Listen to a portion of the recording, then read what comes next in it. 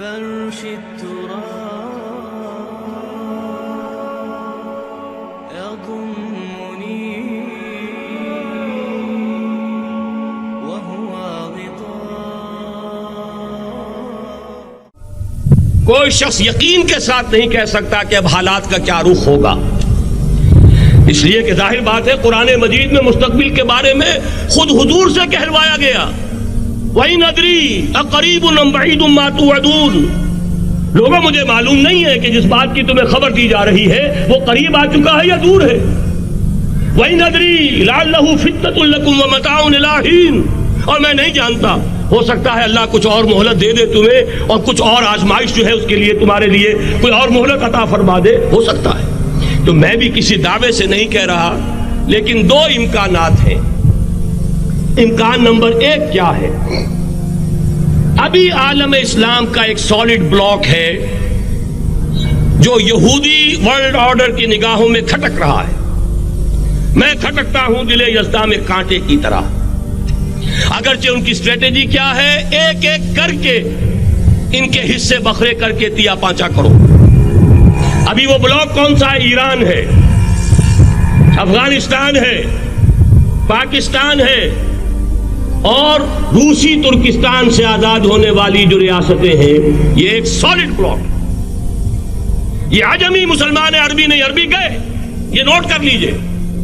اس لیے کہ عربوں کو اللہ نے فضیلت دی تھی، محمد ان میں سے تھے صلی اللہ علیہ وسلم، یہ رتبہ بلند ملا جن کو مل گیا. لیکن ساتھ ہی اللہ نے دھمکی بھی دے دی تھی سورہ محمد میں، ان تتولوا یستبدل قوما غیرکم. اگر تم پیٹھ دکھا دو گے اس مشن کو جو ہم نے تمہارے حوالے کیا ہے، تمہیں ہٹائیں گے، کسی اور کو لے آئیں گے.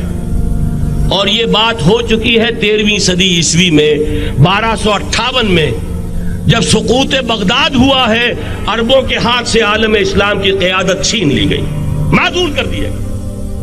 اس کے بعد قیادت کن کے ہاتھوں میں آئی؟ ترکوں کے ہاتھ میں. ترکان تیموری ہندوستان میں، ترکان صفوی ایران میں، ترکان سلجوقی مڈل ایسٹ میں، اور ترکان عثمانی کا تو کہنا ہی کیا ہے. وہ ایشیا مائنر سے چل کر آپ کو معلوم ہے کہ مشرقی یورپ کا کتنا بڑا علاقہ، دی گریٹ آٹومان امپائر کی صدی کے آغاز تک قائم تھی. اس صدی میں عجیب عجیب معجزے ہوئے ہیں. گریٹ آٹومان امپائر جو 3 بر اعظموں پر محیط، نام و نشان ختم. دی گریٹ USSR، نام و نشان ختم. اب تو روس صاحب ایک ملک کی حیثیت سے رہ گئے.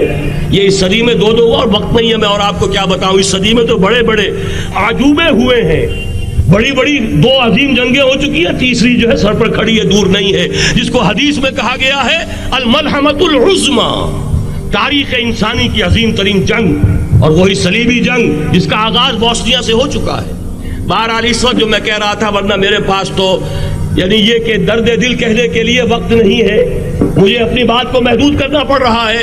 لیکن میں اب آ رہا ہوں اصل موضوع کی طرف، کہ ایک امکان تو یہ ہے کہ اس بلاک میں اسلام کا احیاء ہو، اور اس کے لیے کچھ نویدیں بھی موجود ہیں احادیث نبویہ میں.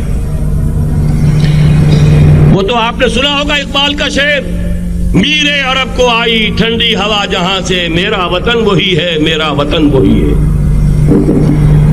حدیث میں آتا ہے یخرج ناس من المشرق یؤتون للمہدی، یعنی سلطان ہی، مشرق سے فوجیں نکلیں گی کہ جو کہ مہدی کی حکومت قائم کریں گی، اور یہ ہوں گے حضرت فاطمہ کی نسل ہی سے رضی اللہ تعالی عنہا. لیکن عالم عرب کے اندر پھر ایک طاقت بن کر ابھریں گے، باطل کی قوتوں کے خلاف جہاد کریں گے. لیکن ان کو مدد آئے گی 2 طرف سے، ایک زمینی مدد آئے گی مشرق سے، ایک آسمانی مدد آئے گی. عیسیٰ ابن مریم کا نزول، حضرت مسیح علیہ السلام جو زندہ آسمان پر اٹھائے گئے تھے نازل ہوں گے. اور در حقیقت ان 2 مددوں کے نتیجے میں پھر یہود کا قلعہ قمع ہوگا، اور یہی گریٹر اسرائیل ان کا گریٹر گریو یارڈ بن کر رہے گا، عظیم تر قبرستان بن کر رہے گا. اس کی بڑی واضح حدیثیں موجود ہیں، اس کی بڑی تفصیلی خبریں موجود ہیں. یہ احادیث کی کتب کے اندر بدقسمتی سے ہماری اس کی طرف توجہ نہیں. ایک تو یہ ہو سکتا ہے. اسی طریقے سے ایک اور حدیث ہے، ترمذی شریف کی روایت ہے، یخرج من خراسان الآیات سود لا يردها شیء حتی تنصب بإیلیا. اور خراسان حضور کے زمانے میں آج کے افغانستان کا نام تھا. جتنا خون یہاں پر خلوص کے ساتھ دیا گیا ہے اس کی مقدار بھی کم نہیں ہے. یہاں سے خیر برآمد ہوگا. اور دوسری بات اپنے بارے میں نوٹ کر لیجئے, یہ پاکستان, بچا کھچا Pakistan, what remains of Pakistan, یہ اصل میں ہے کیا؟ مولانا بہت خوبصورت انداز میں فرما رہے تھے, یہ 313 نہیں تھے, اسلام تھا. اسی طرح نوٹ کیجئے, پاکستان نہیں ہے, 4 صدیوں کی تجدیدی مساعی کا حاصل ہے. آپ نے کبھی نوٹ کیا ختم نبوت کے بعد اب سب سے اونچا منصب کس کا ہے؟ مجددین. سنن ابی داؤد کی روایت, ان اللہ یبعث فی هذه الامہ علی راس کل 100 عام من یجدد لها دینها. اور نوٹ کیجئے, کوئی بات ہے 1000 برس تک سارے مجدد عالم عرب میں پیدا ہوئے. جیسے ہی دوسرا 1000 سال شروع ہوا, الف ثانی کا مجدد اعظم شیخ احمد سرہندی کہاں تھا؟ صنم خانہ ہند میں حاضر ہوا. میں شیخ مجدد کی لحد پر, وہ خاک کے ہے زیر فلک مطلع انوار, گردن نہ جھکی جس کی جہانگیر کے آگے, جس کے نفس کلم سے ہے گرمی احرار. وہ پھر 12ویں صدی کا مجدد اعظم امام الہند شاہ ولی اللہ دہلوی, 13ویں صدی کا مجدد اعظم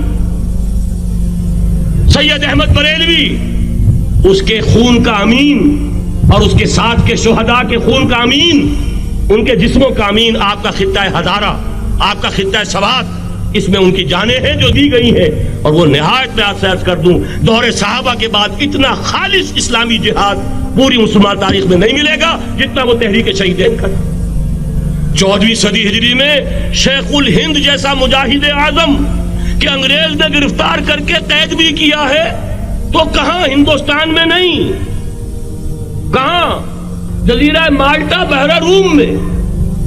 اقبال کے نفس سے ہے لالے کی آگ تیز, ایسے غزل سرا کو چمن سے نکال دو.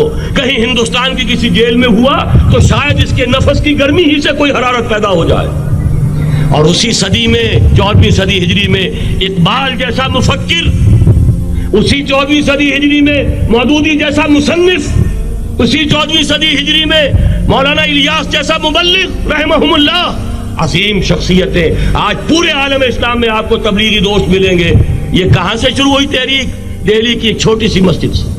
وہ مسجد بنگلے والی اب تو بڑی عالیشان ہو گئی ہے, جب وہاں شروع ہوا تھا کام بڑی چھوٹی سی مسجد. یہ سارے کام یہاں کیوں ہوئے؟ پورا عالم اسلام آزاد ہوا, کہیں نعرہ اسلام کا نہیں لگا, کہیں عرب قومیت پر, کہیں کسی اور عصبیت پر تحریکیں چلی ہیں. صرف تحریک پاکستان تھی کہ پاکستان کا مطلب کیا؟ لا الہ الا اللہ. کوئی سبب ہے کہ یہاں قرارداد مقاصد پاس ہوئی, حاکمیت اللہ کی ہے, کہ اکبر نام لیتا ہے خدا کا اس زمانے میں. یہ سارا ماضی سامنے رکھیے اور حضور کی دی ہوئی پیشن گوئیوں کا مستقبل سامنے رکھیے. ان دونوں سے ثابت ہوتا ہے اس خطہ ارضی سے کچھ ہونا ہے.